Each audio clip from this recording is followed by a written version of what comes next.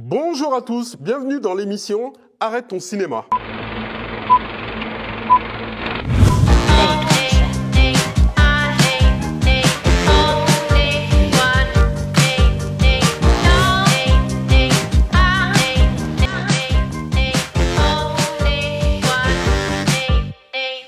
Bonjour Richard Schiffer. Et bonjour Abdoul. Ça va? Très très bien. Alors qui es-tu? Alors moi je suis hypnotiseur de spectacle. Ouais. Voilà. J'endors les gens sur scène ou des fois sur des plateaux, comme la dernière fois pour vous. Oui, voilà. tout à fait, dans l'émission de Camille. Tout à fait, on a passé un bon moment. Voilà, coucou Camille. Coucou voilà. Camille. Ouais. Voilà, donc hypnotisé en plus. Hein. Ouais, on avait fait une découverte hypnotique où tu as pu vivre des petites sensations rigolotes, style de voir un film. Arrête ton cinéma. Hein. Tout à fait. Voilà, donc c'était un bon moment de détente et je suis très heureux d'être là. C'est une expérience vraiment grandiose pour moi, je l'avoue. Pour moi aussi. Ouais. Et tu es prêt à répondre à mes questions? Bien sûr, avec plaisir. Alors mon cher Richard, à quel âge as-tu vu ton premier film? J'arrive pas à définir l'âge précis. Je peux te parler de sensations que j'ai eues très très jeune. Ça peut être situé... alors j'étais petit, tout petit.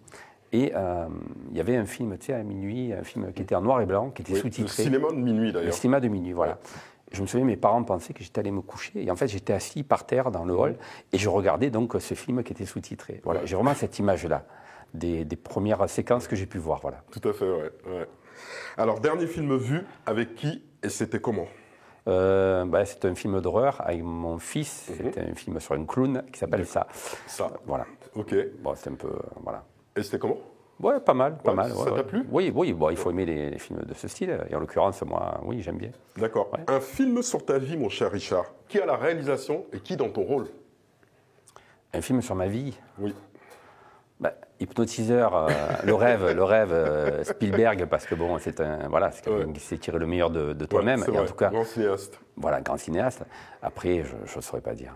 Ouais, tu ne sauras pas. Allez, non, un petit acteur ou je sais pas moi. Quel pourrait être l'acteur qui pourrait me représenter? Oui, bien sûr.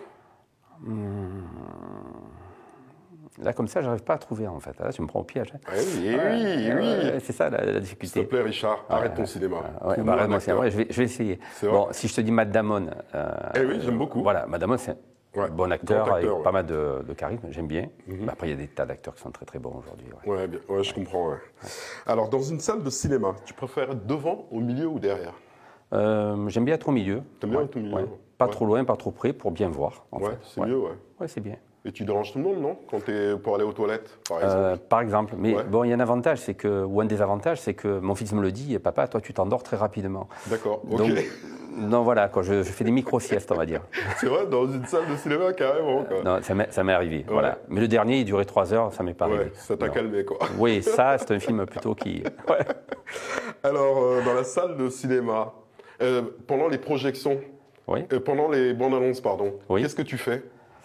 Je regarde les bandes annonces, j'aime bien, Ouais, t'aimes bien, Souvent, les bandes annonces sont merveilleuses, fantastiques, et le film est parfois décevant, mais je trouve que c'est le montage... aussi en même temps, quand tu te dis, bon, la semaine prochaine, j'irai voir ce film, quoi. Moi, j'ai déjà un imaginaire qui est débordant, donc chaque fois que je vois quelque chose, je m'imagine. Je vois un chanteur qui chante à la télé, j'ai presque les lèvres qui bougent, donc je vis ces bandes annonces quelque part. Alors, l'acteur que tu aurais aimé être? Le charisme de Sean Connery, par exemple. D'accord. Voilà, Charlton Heston. D'accord. Alors, il y a une raison à Charlton Heston. Oui. Quand j'étais petit, vraiment, ça m'a marqué. J'étais allé au cinéma qui s'appelait Le Moulin à Marseille, donc qui maintenant n'est plus un cinéma, et j'avais vu Les 10 Commandements. De Cécile B. 2000, Voilà, et ça m'avait vraiment marqué, parce qu'on était allé voir ce film, et il y avait cet acteur qui était pour moi, que je ne connaissais pas, j'étais tout petit.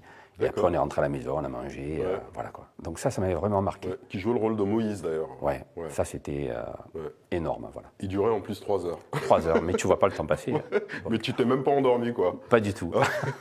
C'était pas mal. Alors, si tu avais Scarlett Johansson en face de toi, tu lui dirais quoi? Waouh! Et oui. Impressionnante. C'est une femme très très belle, magnifique, mais en plus, franchement, cette capacité de changer de rôle en rôle, bien sûr, c'est juste impressionnant. Voilà. Alors, le cinéaste ou la cinéaste absolue à tes yeux? j'ai pas une culture cinématographique qui me permet d'être assez juge, d'avoir un recul pour te répondre franchement. Mais il y a un cinéaste que tu aimes bien quand même. Alors qu'est-ce que tu appelles toi cinéaste en fait? Un réalisateur. Un réalisateur. Ouais. Luc Besson. Luc Besson, ouais, t'aimes bien?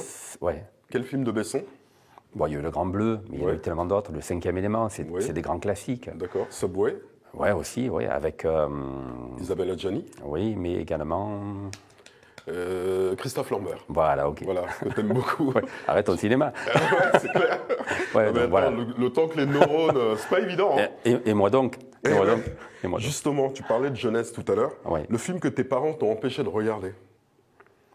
J'ai pas le souvenir en fait que mes parents m'aient empêché de regarder un film, si ce n'est que à l'époque, forcément les parents étaient beaucoup plus stricts que de nos jours.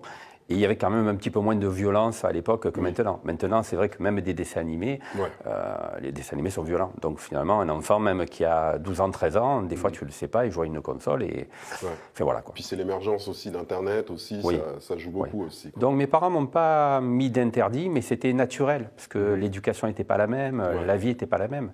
Bon, moi je suis de 64, donc...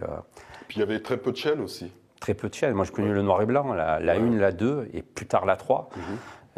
Puis après est arrivée la couleur, puis d'autres chaînes, et puis la 5, bon, c'est vite éteinte, mais bon, voilà. Oui, tout à fait. Quel est ton film préféré? Je vais te redire Les 10 commandements, parce que même si je le regarde aujourd'hui, ça va toujours me tirer quand même une émotion. Et je te parle des 10 commandements de l'époque. Je ne sais pas s'il y a eu d'autres tournages qui ont été faits, mais vraiment, ces films de cette époque ont été marquants. Après, je pourrais te parler par contre de plein de petites séries qui m'ont plu. Si tu veux, à partir, je ne sais pas si tu te souviens de l'émission qui était Samedi est à vous avec Bernard Gollet et Denise Fabre. Ah non. Alors, il y avait Cosmos 1999, il y avait le numéro 6 qui était un fugitif. Oui, c'est avec Patrick McGowan. Voilà, c'était juste magnifique. Voilà, des petites séries comme ça qui m'ont plu Au-delà du réel, Twilight Zone. Enfin, voilà. Twilight Zone, j'ai beaucoup. Finalement, j'étais bercé dans un univers un petit peu mystique, on va dire. C'était Le Prisonnier, je cherchais. Le Prisonnier, avec Patrick McGowan. Alors, le cinéma s'arrête demain. C'est fini, c'est la mort du cinéma. Après 130 ans d'existence quand même. Tu pourrais écrire quoi sur sa tombe?